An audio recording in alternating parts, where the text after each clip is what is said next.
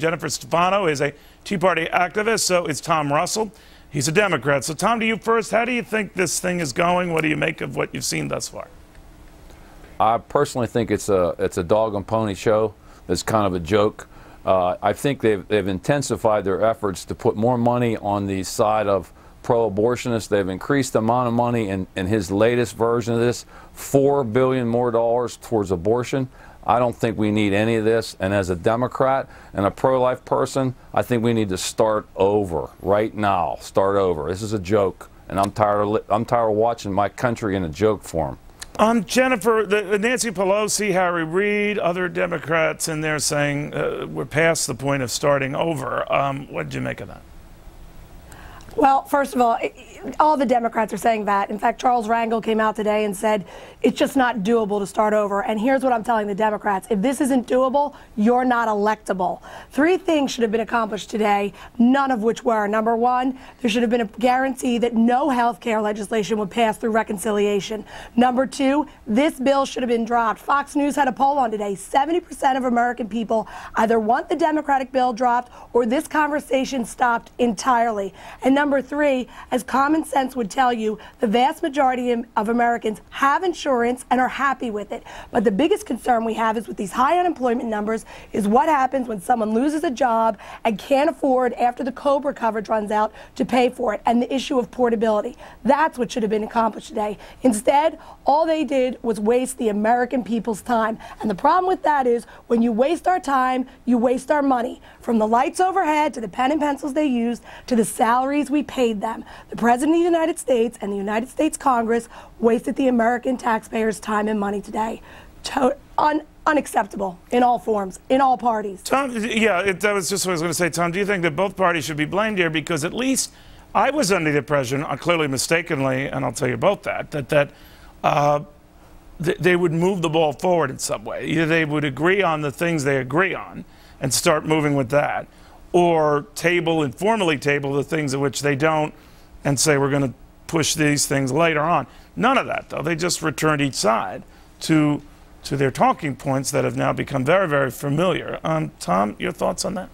I believe that this issue is getting confused because we keep alluding to Democrats and Republicans. I believe we're all Americans. And I believe this issue is to fix health care the way it should be fixed. And for instance, the government can't even handle food stamps. How are they going to handle the health care problem? In the same way with it's not going to dilute care. Take for instance, if you have 10 people in a room and you're going to buy pizza and 7 of them pay for the pizza.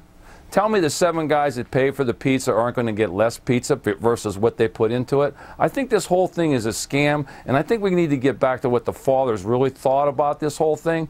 We're Americans. Forget about Republicans and Democrats. Let's move this forward, and we don't need the health care taken over by the government. We need good health care, and the government, just like the economy, get out of the way so we can do what needs to be done. What they're doing is putting roadblocks in front of everything that we do. And as a small businessman, as a sidebar, I've never seen business in 28 years. I've never seen it as bad as it is now. And there's only one reason for it, is because these people think they need to control everything. They need to make a decision so we can get on with our lives. This flux of hanging on and not doing anything, it's hurting the whole country. All right, well, Tom, I do appreciate the pizza analogy, though. That was very good. Jennifer, I wanted to get your response quickly to something that Governor Arnold Schwarzenegger had told our own Greta Van Susteren about the Tea Party movement. I want you to listen to this. The Tea Party is an expression of anger and disappointment. People meet, they talk about it, what can we change, how, and it's all healthy and it's all good.